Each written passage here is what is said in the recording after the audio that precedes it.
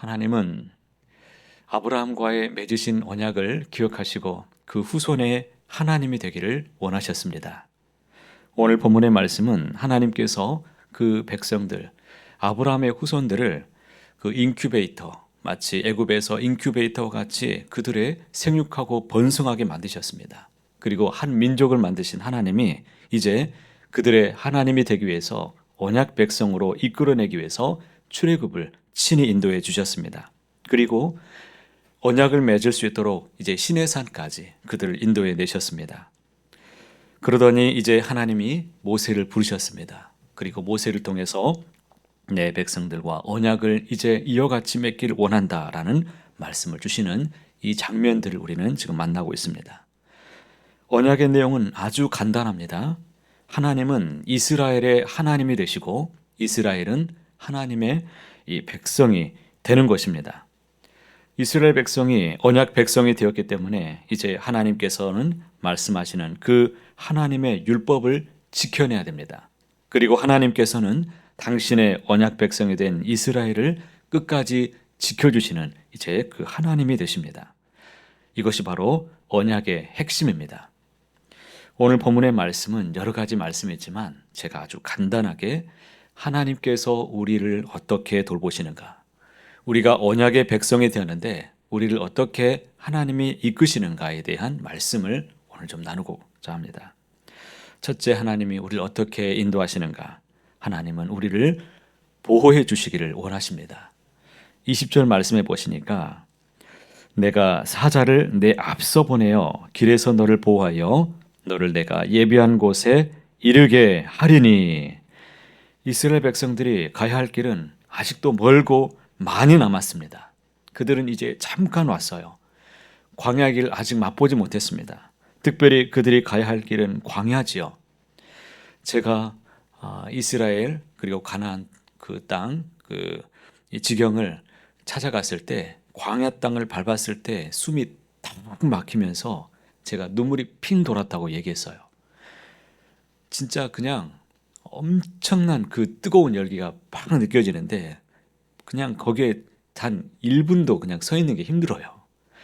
에어컨 바람 불어오는 이 버스 안에는 아주 안락한데 밖에 나가면 얼마나 더운지, 이 세월을 40년 이상을 그들이 버텼다는 것을 생각했을 때 있을 수 없는 일이죠. 그런데 하나님이 그 기간 동안에도 하나님이 함께 하셨다는 것입니다. 우리가 잘 아는 것처럼 광야는 뜨거운 태양이 있고 그리고 밤에는 추운 이 몸이 덜덜덜 떨릴 정도로 아주 춥습니다. 위험한 요소들이 가득합니다. 먹을 양식도 부족하고 마실 물도 구하기가 쉽지 않습니다. 더군다나 이 백성들의 숫자는 남자만 무려 60만 명입니다. 여자와 어린아이들까지 다 숫자를 헤아려 보면 거의 200만 명이 되었을 텐데 그 많은 사람들을 먹을 양식을 줘야 되고 마실 물도 구해야 되는 것이, 여러분, 이것은 거의 불가능한 미션이죠. 하나님이 도우지 않는다면 과연 살아남기 어려운 그런 척박한 환경입니다. 가나안까지 가는 여정까지 만나게 될 이방 민족들에 대한 위험은 이루 말할 수 없고, 그들이 이제 가나안 땅에 들어가면서도 가나안 족속들과도 이제 살아야 되는 두려운 환경은 마찬가지입니다. 그런데 그 모든 길에서 하나님께서 그들을 지켜주시겠다고 약속하신 것입니다. 하나님께서 당신의 사자를 앞서 보내게 하셔서 가나안까지 가는 길에서 보호해 주시고 또 약속하신 가나안 땅에서도 하나님이 인도해 주시겠다라고 약속해 주신 것입니다. 그러니 여러분, 하나님을 바라보시고 이 약속을 의지해서 기도하시길 바랍니다.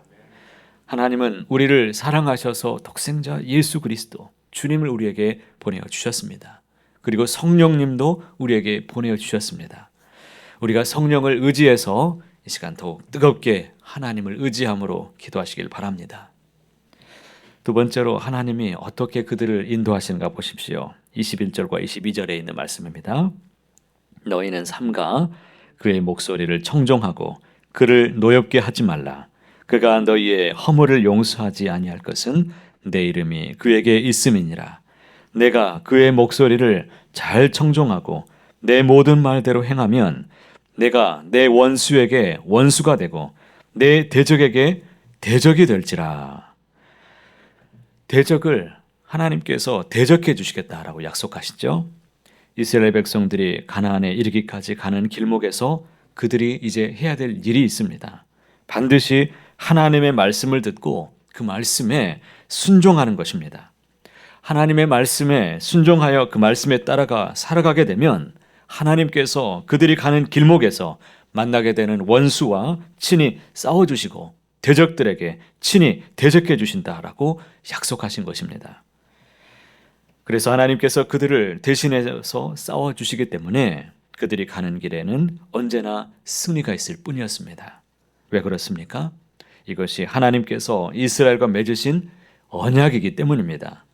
하나님께서 이스라엘의 하나님이 되셔서 당신의 백성들을 반드시 지켜주시겠다, 보호하신다, 책임져 주신다라고 말씀하셨습니다.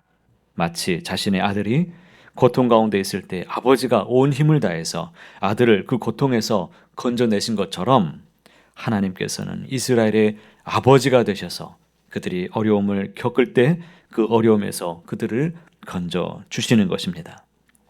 여러분, 이스라엘의 하나님은 오늘 우리의 하나님이 되십니다. 이스라엘을 광야에서 인도하신 하나님은 오늘 우리가 살아가는 삶이 광야와 같을지라도 그 모든 힘들고 험한 인생길에서 우리를 보호해 주시고 인도해 주시는 것입니다. 우리가 살아가야 될 올 1년의 삶, 그 삶이 때론 여러분 힘들 수 있습니다. 하나님께서 인도하시고 보호하시는 광야라고 할지라도 그 길을 걸어내야 되는 이스라엘 백성들이 어찌 힘들지 않았겠습니까? 그래서 때로 이스라엘 백성들이 불평합니다. 하나님을 원망하기도 했습니다. 우리의 삶도 때로는 그럴 때가 있을 것입니다. 힘들 때도 있고 또 불평스러운 환경을 만나기도 합니다. 고통스러운 순간이 찾아오기도 할 것입니다. 자녀의 문제 때문에 고통스럽기도 하겠고 또 건강의 문제로 예기치 못한 문제들이 찾아올 수 있습니다. 그러나 분명한 것은 하나님은 약속에 신실하신 분이십니다. 하나님의 약속을 굳게 믿고 믿음으로 살아가시기를 바랍니다. 우리가 만나는 어려움을 하나님은 결코 방관하지 않으실 것입니다. 그러니 믿음으로 기도하셔서 우리 앞에 있는 장벽들을 오직 믿음으로 승리하시기를 바랍니다. 우리가 꼭 붙잡아야 될 말씀, 우리 하나님은 우리보다 앞서 가신다라고 약속하셨습니다. 23절에 이렇게 말씀하십니다.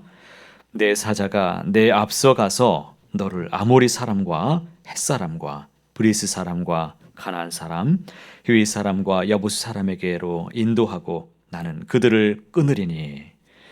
오늘도 하나님께서 우리에게 약속하십니다. 내가 내 앞서 가겠노라. 우리 앞에서 가신다라고 말씀하십니다. 실제로 하나님께서 우리보다 앞서 가셔서 우리에게 원수가 우리의 원수에게 원수가 되시며 우리의 대적에게 대적이 되어 주십니다. 광야 생활을 마감하고 이제 요단강을 건너가기만 하면 되는 이 백성들에게 모세를 통해서 하나님이 이런 약속을 주셨습니다. 신명기 1장 29절과 30절에 내가 너희에게 말하기를 그들을 무서워하지 말라. 두려워하지 말라. 너희보다 먼저 가시는 너희 하나님 여호와께서 애굽에서 너희를 인도하여 너희 목전에서 모든 일을 행하신 것 같이 이제도 너희를 위하여 싸울 것이라. 모세를 이어서 이제 이스라엘을 민족을 이끌고 가나안 땅에 들어가게 될 여호수아에게도 이렇게 약속하셨습니다. 신명기 31장 7절과 8절에 너는 강하고 담대하라. 너는 이 백성을 거느리고 여호와께서 그들의 조상에게 주리라고 맹세하신 땅에 들어가서 그들에게 그 땅을 차지하게 하라. 그리하면 여호와 그가 내 앞에서 가시며 너와 함께하사 너를 떠나지 아니하시며 버리지 아니하시리니 너는 두려워하지 말라. 놀라지 말라. 광야 생활을 시작할 때도 하나님께서 이스라엘 백성에 앞서 가신다고 말씀해 주셨습니다. 광야 생활을 마치고 가나안 땅에 들어갈 때에도 하나님은 그들의 보호자가 되셔서 먼저 가신다라고 약속하십니다. 이 약속은 오늘날에도 우리에게 유효한 약속입니다. 그러니 사랑하는 성도 여러분, 오늘도 하나님이 이 약속을 꼭 붙드시고 주 안에서 믿음으로 살아가게 되시기를 바랍니다. 강하고 담대하라고 말씀하십니다. 더욱 주님께 의지하시고 하나님과 함께 동행하는 귀한 날 하루 되시기를 높으신 주님의 이름으로 간절히 소원합니다.